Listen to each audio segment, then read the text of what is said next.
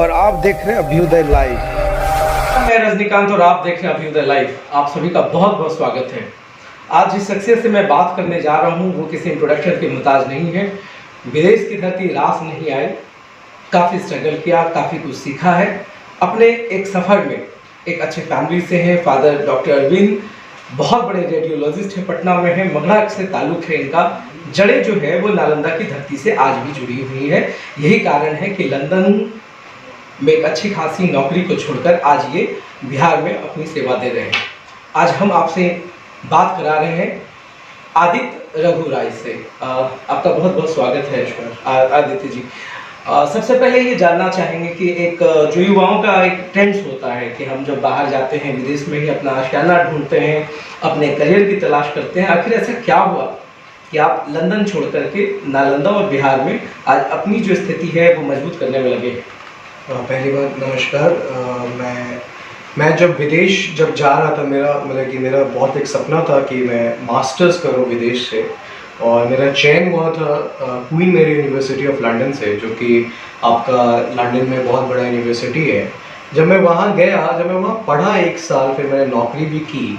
उसके बाद मैं अपने आप में महसूस किया कि जो चीज़ यहाँ पे ऑलरेडी है, क्योंकि अगर आप कंपेयर करेंगे इंडिया को यूके से या कहीं से और भी शहर से, तो मैं ये चीज़ फील किया कि वहाँ पे वो चीज़ की उतनी ज़रूरत नहीं है जितना मेरे को अपने वतन में वापस आके मेरे को देने में को है।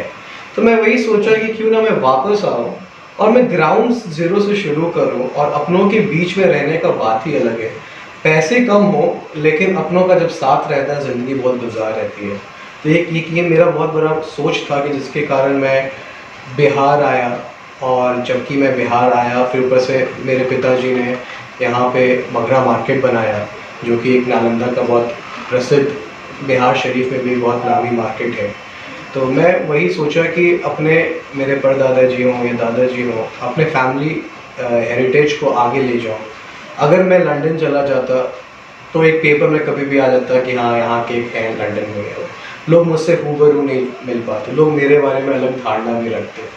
तो मैं इसीलिए मैं खुद आया कि नहीं, मैं अपनों के बीच में रहूँगा, अपनों की जो भी समस्या है मैं उसका खुद निदान भी करूँगा। जहाँ तक मैं कोशिश करूँ अपनों का नाम, जो भी मेरे दादा, मेरे परदादा दीवान बहादुर कमला प्रसाद सिंह, मेरे दादा स्वर्गीय रामानुज प्रसाद सिंह, और मेरे पिताजी जो कि वरिष्ठ रेडियोलॉजिस्ट हैं पटना में और मेडिकल साइंस में डॉक्टर अरविंद, उन लोग के साथ, उन लोग की जो भी मैं सुनता था अपने दादाजी परदादाजी के किस्से सुनता हूँ मैं अपने पिताजी के मुँह से, तो वो सब चीज़ मेरे अंदर हमेशा से रही, जिसके कारण मेरी रुझान बिहार शरीफ में भी हुई और बिहार में भी हुई। क्योंकि आपने लॉ किया है, जो देश के हालात है इसमें आप संविधान को भी समझ पा रहे हैं, लॉ को भी समझ पा रहे हैं, सिस्टम को भी समझ पा रहे हैं। अब जब आप बिहार में हैं, इंडिया में हैं, तो अब आपका नेक्स्ट स्टेप क्या है? मतलब आप किस तरीके से जो है आप सर्विस कर पाएंगे, लोगों तक कैसे आप अपनी रीच को बढ़ा पाएंगे? जैसे अभी मैं आपको बता देता हूँ, मैं अभी एज असिस्टेंट लेक्चरर हूँ जिंदल लॉ स्कूल में, जो कि आपका सोनीपत में सिचुएटेड है। एक बहुत बड़ा संस्थान है, नवीन जिंदल जी ने इसका स्थापना की है। 10 साल में यूनिवर्सिटी बहुत आउटग्रो की है। तो जिसके कारण मेरी जो लॉ की जो रुचि, एक तो मैं एजुकेशन दे के बच्चों में लॉ की जो भी ज्ञानता है मैं सब कुछ बांट रहा हूँ, और दूसरी चीज़ मैंने इस पिछले साल ही कोरोना के काल में ही मैंने अपनी खुद की लॉ फर्म मैंने एस्टैब्लिश की है। AR लीगल कंसल्टेंसी LLP है, लिमिटेड लाइबिलिटी पार्टनरशिप फर्म है, जिसमें आपको हर तरह की लॉ की सुविधाएं आपको मिलेगी। आपको छोटी से सिविल मैटर से लेकर बड़ी से आर्बिट्रेशन मैटर की आपको कहीं जाने की ज़रूरत नहीं है। हम लोग अंडर वन रूफ रहेंगे। अभी तक बिहार या पटना में ऐसा कोई लॉ फर्म नहीं आया है जो कि LLP स्टैंडर्ड के हिसाब से चल रहा है। तो हम लोग में CA है, आर्बिट्रेशन है, सिविल है, क्रिमिनल है, बैंकिंग है। फिर हमारा टाई अप भी है विदेशों की कुछ लॉ फर्म्स हैं। जिस लॉ फर्म में मैं पहले काम करता था वहाँ से भी मेरी टाई अप है, और अभी भी मेरी रुझान ये है कि मैं यहाँ के लोगों के लिए और यहाँ पे एक अच्छा कुछ दे सकूँ लॉ के क्षेत्र में। आदित्य, आप बिहार शरीफ से ताल्लुक़ रखते हैं, नालंदा से ताल्लुक़ रखते हैं, अब क्या क्या चेंजेस आप देखने को मिल रहे हैं? नालंदा कहाँ तक बदल गया है और फिर क्या सोच पाते हैं? 10 साल पहले जब मैं आया था, जब मैं बहुत छोटा क्या, मतलब हाँ 16-17 साल का जब मैं नौजवान था, जब मैं आता रहता था अपने पिताजी के साथ, तो मैं देखता था कि नालंदा में सड़कों जो भी है बहुत सारी कमियां थी। और आज मैं जब देखता हूँ कि नालंदा एक अलग विकसित शहर में माना जा रहा है। अभी आप देखिए कि बिहार शरीफ म्यूनिसिपल कॉर्पोरेशन के अंदर आ गया है, तो बहुत बड़ी खुशनसीबी है हमारी कि हम लोग एक म्यूनिसिपल कॉर्पोरेशन में आ गए, हमारी और डेवलपमेंट होगी। और सबसे बड़ी बात है कि नालंदा में अभी भी एक दो चीज़ें कमी है जो कि मैं आगे आके मैं करना चाहता हूँ। सबसे बड़ी शिक्षा, अभी भी जो छोटे बच्चों के लिए हो जाए या क्लास 12 तक की शिक्षा अभी भी उस स्तर पे नहीं है। ये मेरा एक सपना है कि मैं एक अच्छा शिक्षा का योगदान दूं अपने बिहार शरीफ को, नालंदा के शहर को। नहीं, आप अगर लंदन में रहे, तमाम चीज़ें रही, you have your strong base in law law subject. अब जब बात करते हैं, you compare the things like अब लंदन का जो एक सिस्टम है पढ़ाने का, जी। जो तरीका है वो जानना चाहेंगे लोग कि वहाँ पर क्या भारत में उस लेवल से उस चीज़ को कंपेयर करना ठीक होगा या भारत? एकदम नहीं। आप लंदन की जो भी शिक्षा, जो भी स्कूली शिक्षा है, आप उसको भारत में कभी कंपेयर ना करें, क्योंकि वहाँ का जो एजुकेशन सेक्टर है वो टोटली आपका डिफरेंट है। बिहार शरीफ हो या बिहार हो या कोई भी पार्ट ऑफ इंडिया में, लोग कोशिश कर रहे हैं कि उसको अडेप्ट कर पाएँ, लेकिन फुली लोग अडेप्ट नहीं कर पाए। इसकी बहुत सबसे बड़ी रीज़न ये है कि वहाँ का जो पेरेंटिंग सिस्टम है वो टोटली डिफरेंट है हमारे पेरेंटिंग सिस्टम। किस तरीके से? जैसे आप मेरे को मान के चलिए, जैसे आपका कोई बच्चा हो, 18 साल की उम्र हो, आप उसको ये तो नहीं बोलिएगा जाओ बेटा तुम अपना कमाने लगो। आप चाहिए कि उसको आप जितना हो सके उतना प्रोत्साहित कीजिए, आप उसको हर चीज़ सपोर्ट कीजिए। लेकिन वहाँ पे क्या है सिस्टम, आप देखिए कि 18 साल तक आप अपने बाल बच्चों का पालन पोषण जो भी होता है आप करते हैं, उसके बाद आप बोलते हैं कि आप अपने पैर पे खड़े हो जाओ। तो वो सिस्टम अभी भी हम लोग अडेप्ट नहीं कर पाते। आज भी आप देखिएगा कि 60 साल के पिताजी हो जाए, 30 साल का बेटा हो जाए, आज भी कहीं भी देखिएगा तो पिताजी अपने बेटे को कुछ दे के ही जाते हैं, कुछ ले के नहीं जाते हैं। लेकिन यूके में ऐसा होता नहीं है। हर चीज़ सिस्टम भी बहुत डिफरेंट, बहुत ड्रास्टिक डिफरेंट है, आपको मिलेगा। तो फिर अगर बेस की बात करें तो फिर भारत का जो सिस्टम है पढ़ाने का तरीका है वो बहुत अच्छा है, वो बहुत अच्छा है, क्योंकि आप लोग फाउंडेशन लेवल से हम लोग शुरुआत करते हैं। हम लोग कुछ भी करते हैं फाउंडेशन लेवल से करते हैं। वहाँ पे जो सिस्टम है, एजुकेशन सिस्टम है, टोटली डिफरेंट है। लेकिन हाँ, एक चीज़ मैं आपको बोलना चाहता हूँ, वहाँ पे मैं बहुत दाद देने वाली बात है, यहाँ की जितनी सरकारी स्कूल है अगर ये अच्छे से डेवलप करें तो हम लोग वहाँ की शिक्षा व्यवस्था को से भी बेहतर कर पाएंगे। आपको मैं बताता हूँ, वहाँ पे प्राइवेट स्कूल की कमी है, लेकिन वहाँ सरकारी स्कूल ज़्यादा है। और उनका शिक्षा जो है, जो भी टीचर्स, जो भी फैसिलिटीज़, जो भी फैकल्टीज़ जो हैं बहुत अच्छे हैं और फ्री ऑफ कॉस्ट है।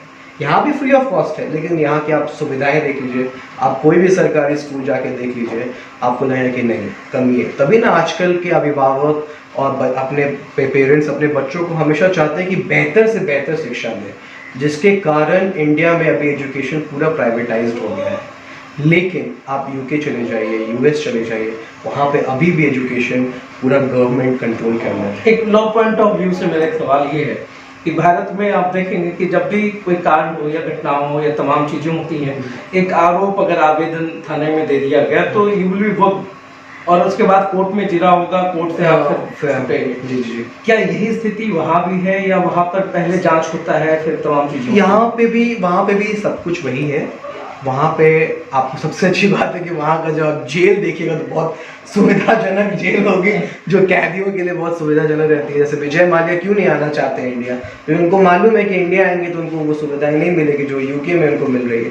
लेकिन वहाँ का लॉ बहुत अलग, लॉ ऑलमोस्ट सेम है।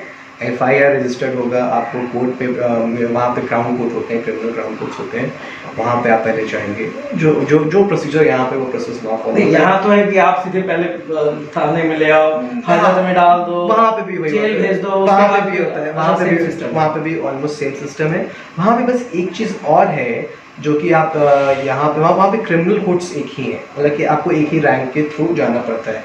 वहाँ पे बस एक डिफरेंस ये है, जैसे हम लोग यहाँ पे हम लोग वकील हैं, we call as advocate. Over there are two things that is in law system, in common law system in UK, that is one is solicitor and one is barrister.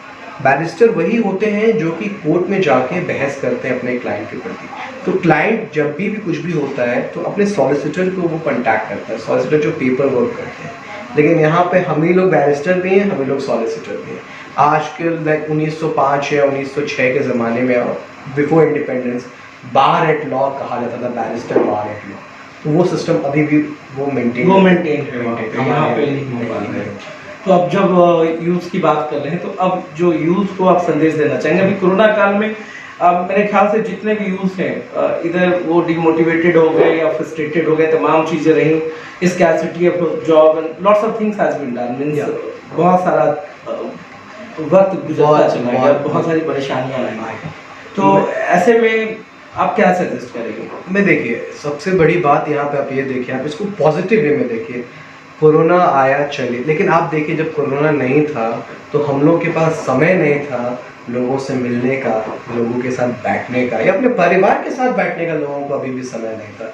लेकिन इस कोरोना में ये 7-8 महीने का जो भी लॉकडाउन जो भी पीरियड रहा, इसमें आप लोग हाँ फाइनेंशियल तंगी सबको हुई, हर प्रकार के हर तबके के लोगों को उनके हिसाब से फाइनेंशियल क्राइसिस हुई। लेकिन आप एक चीज़ इसका एक पॉजिटिव वे मैं जो देखता हूँ, मैं यूथ को यही बोलता हूँ कि आप लोग बहुत मोटिवेट हुई है, बिकॉज क्योंकि आप लोग ने जो ये 6 महीना जो अपने परिवार के साथ बिताया ना, आगे आप बिता पाएंगे कि नहीं बिता पाएंगे इतना खुशहाली से, हाँ वो बहुत बड़ी बात है।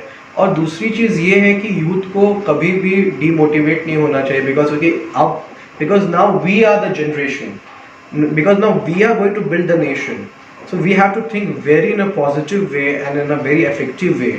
बिकॉज अगर हम ही थोड़ा नकारात्मक सोच में ले जाएंगे तो हमारा जनरेशन गैप बहुत पीछे चला जाएगा, जिसके कारण हमें अपने आप हमेशा मोटिवेट करना।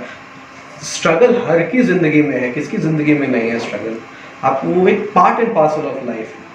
तो ये आप सुन रहे थे आदित्य रॉय, मतलब एक जाना माना नाम है आदित्य रघुराज रॉय। तो इनसे हमने बातचीत की है, तमाम चीज़ें, विदेशों की भी बात हो गई, हर मुद्दे पे हमारी बात हुई है। और खुशी है कि नालंदा के लाल हैं, नालंदा की मिट्टी से ताल्लुक़ है और इतनी अच्छी सोच के साथ भारत में अपना एक सेटअप स्टैब्लिश कर रहे हैं। तो मेरे तरफ से आपको ढेर सारी शुभकामनाएं, हमसे बात करने के लिए बहुत बहुत धन्यवाद। Thank you.